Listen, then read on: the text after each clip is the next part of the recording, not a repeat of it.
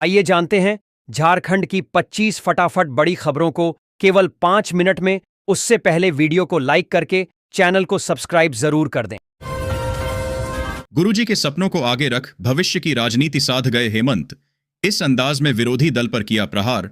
दुमका में झारखंड राज्य स्थापना दिवस पर झामुमो ने शक्ति प्रदर्शन किया। मुख्यमंत्री हेमंत सोरेन ने स्वर्गीय शिबू सोरेन के संघर्षों को याद करते हुए भाजपा पर निशाना साधा। उन्होंने आदिवासी और मूल निवासियों के विकास के लिए सरकार की प्रतिबद्धता दोहराई और युवाओं से राज्य के विकास में योगदान करने का आह्वान किया। दुमका को उपराजधानी के रूप में विकसित करने पर जोर दिया गया। झारखंड की 4 नई सड़कें पर्यटन को देंगी बढ़ावा। बासुकीनाथ समेत इन धार्मिक स्थलों तक होगी कनेक्टिविटी। मुख्यमंत्री हेमंत सोरेन ने झारखंड में धार्मिक पर्यटन को बढ़ावा देने के लिए 4 नई सड़कों का उद्घाटन किया। इन सड़कों से देवघर, बासुकीनाथ और रजरप्पा जैसे धार्मिक स्थलों तक पहुंच आसान होगी। सरकार का मानना है कि धार्मिक पर्यटन राज्य के आर्थिक विकास में महत्वपूर्ण भूमिका निभाएगा और स्थानीय लोगों के लिए रोजगार के अवसर पैदा करेगा। गरीबों के डॉक्टर नागेंद्र सिंह नहीं रहे। 15,000 मरीजों का फ्री इलाज कर हुए फेमस। पद्मश्री के लिए हो चुके हैं नामित। गरीबों के डॉक्टर के नाम से मशहूर डॉ नागेंद्र सिंह का निधन हो गया। उन्होंने अपने जीवन में 15,000 से अधिक मरीजों का मुफ्त इलाज किया। निस्वार्थ सेवा के लिए उन्हें पद्मश्री से भी नवाजा गया था। उनके निधन से समाज में शोक की लहर है और उन्हें हमेशा उनके मानवीय कार्यों के लिए याद किया जाएगा। 3,614 सरकारी स्कूलों में हैबिटेशन मैपिंग का काम पूरा हो गया है। ऐप के माध्यम से घर घर सर्वे किया जा रहा है। शिक्षा विभाग का लक्ष्य है कि कोई भी बच्चा शिक्षा से वंचित न रहे और सभी बच्चों को गुणवत्तापूर्ण शिक्षा मिले। सरकार शिक्षा की गुणवत्ता में सुधार करने के लिए योजनाएं बना रही है। हेमंत सोरेन को मिली राहत खत्म। ईडी के समन की अवहेलना के मामले में हाई कोर्ट का रोक से इनकार। झारखंड उच्च न्यायालय ने हेमंत सोरेन से जुड़े ईडी के समन की अवहेलना मामले में महत्वपूर्ण टिप्पणी की है। कोर्ट ने प्रथम दृष्टया समन की अवहेलना प्रतीत होने की बात कही है, जिससे राज्य की राजनीति में हलचल बढ़ गई है। अगली सुनवाई पर सभी की निगाहें टिकी हैं। भारत दक्षिण अफ्रीका वनडे मैच के लिए रांची में उत्साह। कैसे और कितने में मिलेगी टिकट? भारत और दक्षिण अफ्रीका के बीच वनडे मैच के टिकटों की बिक्री आज से शुरू हो गई है। टिकट खरीदने के लिए कल देर रात से ही लोगों की लंबी कतारें लगना शुरू हो गई थीं। दर्शकों में इस रोमांचक मुकाबले को देखने के लिए भारी उत्साह है। झारखंड सरकार पर 2,000 का जुर्माना। सांसद निशिकांत के मामले को लेकर एचसी ने जताई नाराजगी। घोड्डा। सांसद निशिकांत दुबे पर बैल कारोबारी को पिटने का आरोप है। इस मामले में झारखंड सरकार को जवाब दाखिल करना था, पर सरकार ने कोई जवाब नहीं दिया। अदालत ने इस लापरवाही के लिए सरकार पर 2,000 रुपए का जुर्माना लगाया है। अब देखना है कि सरकार आगे क्या कदम उठाती है। पलामू में 4 नए आयुष्मान आरोग्य मंदिर खोलने की तैयारी। जांच से लेकर दवा तक फ्री। झारखंड के पलामू जिले में 4 नए आयुष्मान आरोग्य मंदिर, आयुष्मान आरोग्य मंदिर खुलने वाले हैं। इन मंदिरों में मरीजों को मुफ्त जांच और दवाइयां मिलेंगी। इस पहल से जिले की स्वास्थ्य सेवाओं में सुधार होगा और दूर दराज के लोगों को बेहतर इलाज मिल सकेगा। सरकार का लक्ष्य है कि किसी भी गरीब को इलाज के अभाव में परेशानी न हो। रांची के 2 चौराहों पर बनेंगे फ्लाईओवर। 250 करोड़ की लागत से जल्द शुरू होगा काम। रांची के व्यस्त नेवरी और रामपुर चौक पर राष्ट्रीय राजमार्ग प्राधिकरण NHAI 250 करोड़ रुपये की लागत से आधुनिक फ्लाईओवर का निर्माण करेगा। इससे जाम और दुर्घटनाओं से मुक्ति मिलेगी। फ्लाईओवर आधुनिक डिजाइन पर आधारित होंगे और 2.5 साल में बनकर तैयार हो जाएंगे। इस परियोजना से हजारीबाग, रांची और जमशेदपुर के बीच संपर्क बेहतर होगा और व्यापारिक गतिविधियों में भी तेजी आएगी। मार्च तक पूरे हाए जाएंगे। नगर निकाय चुनाव तिथि तय करने को ले चुनाव आयोग की ओर। टकटकी। झारखंड में नगर निकाय चुनाव मार्च तक होने की संभावना है। राज्य सरकार ने चुनाव कराने की तैयारी पूरी कर ली है और अब चुनाव आयोग की ओर से तारीखों का इंतजार किया जा रहा है। उम्मीद है कि मार्च तक सभी नगर निकायों के चुनाव संपन्न हो जाएंगे। आज के समय में जब हर क्षेत्र में डिजिटल सुविधाओं का विस्तार हो रहा है, तब महिलाओं के लिए घर बैठे रोजगार का अवसर बहुत तेजी से बढ़ा है। यह योजना खास तौर पर उन महिलाओं के लिए वरदान बनी है जो घर संभालने के साथ आर्थिक रूप से आत्मनिर्भर बनना चाहती हैं। अब महिलाएं बिना घर से बाहर निकले अपने समय के अनुसार काम कर सकती हैं और हर महीने 25,000 रुपए तक की अच्छी सैलरी प्राप्त कर सकती हैं। 21वीं किस्त के बाद 22वीं किस्त का आया नंबर, इस महीने खाते में आ सकते हैं 2,000 रुपए। यहां जाने लेटेस्ट अपडेट। सरकार द्वारा अब तक 21 किस्तें सफलतापूर्वक जारी की जा चुकी है। अब इसके बाद 22वीं किस्त का किसानों को बेसब्री से इंतजार है, जिसका दिसंबर 2025 या जनवरी 2026 में आने की उम्मीद की जा रही है। लेकिन सरकार ने इस बार स्पष्ट कर दिया है कि यह राशि केवल उन्हीं किसानों को दी जाएगी जिन्होंने अपना सही डाटा पोर्टल पर अपलोड कर रखा है। अगर डाटा में कोई कमी पाई गई तो इन किसानों को इस योजना का लाभ नहीं मिल सकेगा। सरसों का तेल हुआ सस्ता, कहां और कैसे खरीदें? सस्ता सरसों तेल। नवंबर 2025 में सरसों तेल की कीमतों में स्थिरता आई है।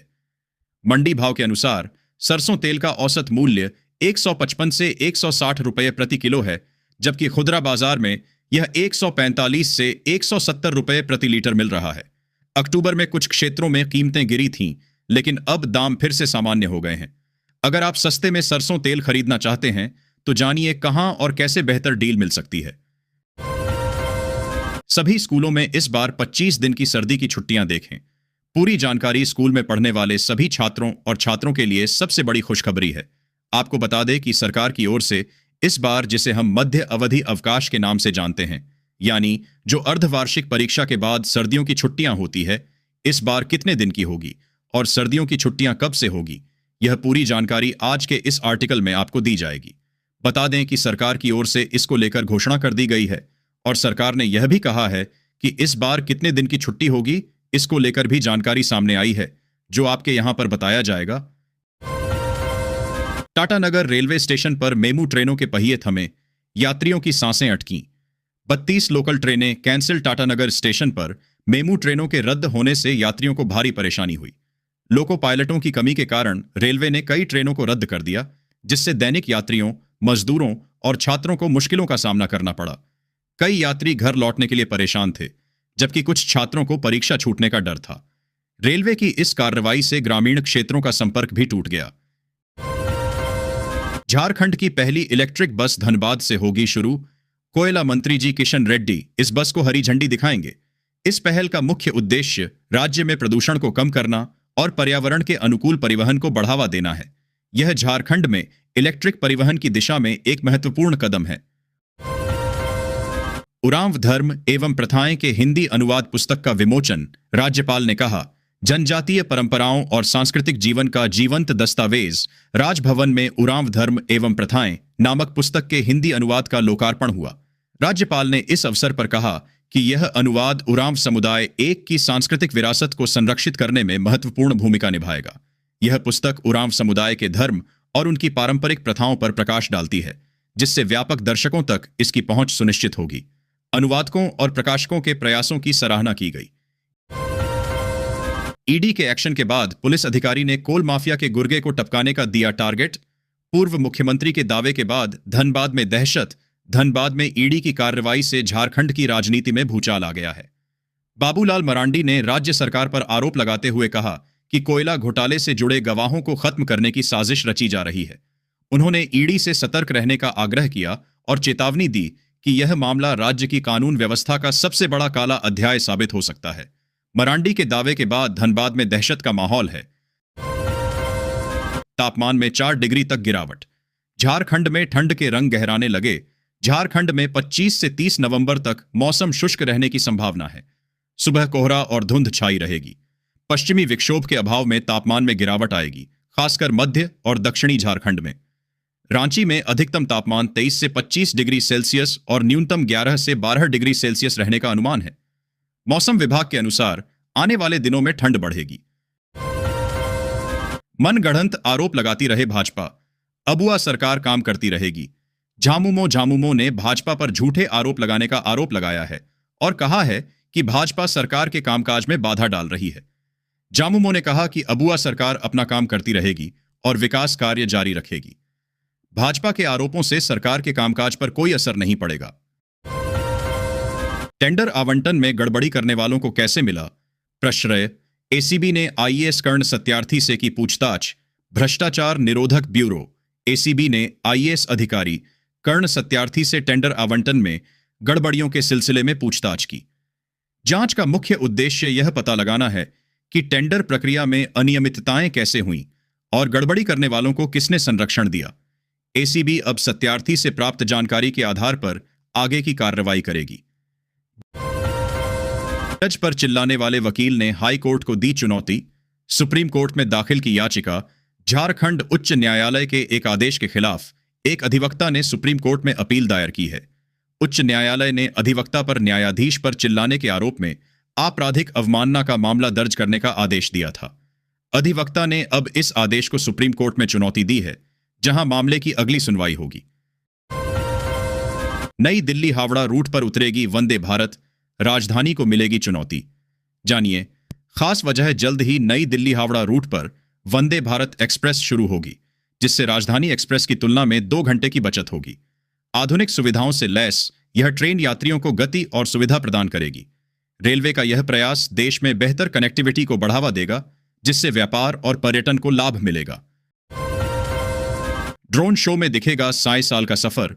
पूरे सप्ताह आम लोगों के लिए खुला रहेगा। संस्थान अपने 100 वर्ष पूरे होने पर ड्रोन शो आयोजित कर रहा है, जिसमें संस्थान के इतिहास को दर्शाया जाएगा। यह शो पूरे सप्ताह आम जनता के लिए खुला रहेगा, जिससे वे संस्थान की गौरवशाली यात्रा का अनुभव कर सकें। संस्थान ने लोगों को IIT ISM के बारे में जानने का अवसर देने के लिए यह कदम उठाया है। रोजगार खत्म, लोहा कोयला की निर्भय लूट। AJSU ने झारखंड की हेमंत सरकार पर बोला हमला। आजसू नेता ने झारखंड की हेमंत सोरेन सरकार पर हमला बोलते हुए कहा कि राज्य में रोजगार खत्म हो गया है और कोयला लोहे की लूट बढ़ गई है। उन्होंने सरकार पर भ्रष्टाचार और बेरोजगारी को बढ़ावा देने का आरोप लगाया, जिससे पलायन बढ़ रहा है। सरकार ने इन आरोपों को खारिज करते हुए रोजगार सृजन के प्रयासों की बात कही है। शोषण का भय, नौकरी का दबाव, पीड़ा कहां कहें महिलाएं। कोयलांचल क्षेत्र में महिलाओं को आत्मनिर्भर बनाने की योजनाओं के बावजूद कार्यस्थलों पर उनका शोषण बढ़ रहा है। महानगरों की तरह यहां भी मामले बढ़ रहे हैं, लेकिन सामाजिक दबाव के कारण कई महिलाएं थाने तक पहुंचने से पहले ही समझौता कर लेती हैं, जिससे उनका मनोबल टूट रहा है। आदिवासी मुद्दों को कुणाल शाडंगी ने UN फोरम पर उठाया। सम्मेलन में 50 से अधिक देशों के प्रतिनिधि ले रहे भाग कुणाल शाडंगी ने संयुक्त राष्ट्र फोरम में झारखंड के आदिवासी मुद्दों को उठाया।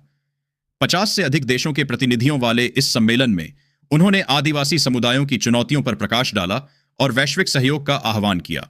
उनके इस प्रयास से आदिवासी मुद्दों को अंतर्राष्ट्रीय मंच पर मान्यता मिलने की संभावना है। विनय कुमार चौबे पर ACB के साथ ED का भी कस रहा शिकंजा। जब्त होगी संपत्ति, निलंबित। IAS विनय कुमार चौबे की मुश्किलें बढ़ गई हैं। ACB के बाद अब ED ने भी उन पर शिकंजा कसना शुरू कर दिया है। ED जल्द ही उनकी संपत्ति जब्त करने की तैयारी में है। ACB 2 पहले से ही आय से अधिक संपत्ति के मामले की जांच कर रही है। चौबे पर अवैध रूप से संपत्ति अर्जित करने का आरोप है।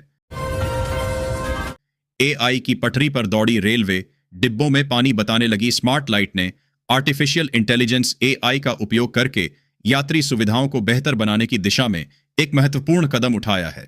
AI सिस्टम अब ट्रेनों के डिब्बों में पानी की कमी का पता लगते ही अलर्ट जारी करेगा, जिससे यात्रियों को पानी की समस्या से राहत मिलेगी और रेलवे कर्मचारी तुरंत कार्रवाई कर सकेंगे।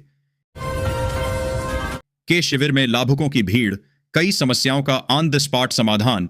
चास नगर निगम क्षेत्र में सेवा का अधिकार सप्ताह मनाया गया। डेमूडीह और नूरी मस्जिद मैदान में शिविर लगाकर सैकड़ों लाभुकों से आवेदन लिए गए। कई समस्याओं का मौके पर ही समाधान किया गया। प्रधानमंत्री स्ट्रीट वेंडर योजना के तहत चेक वितरित किए गए और श्रमिकों को जॉब कार्ड दिए गए।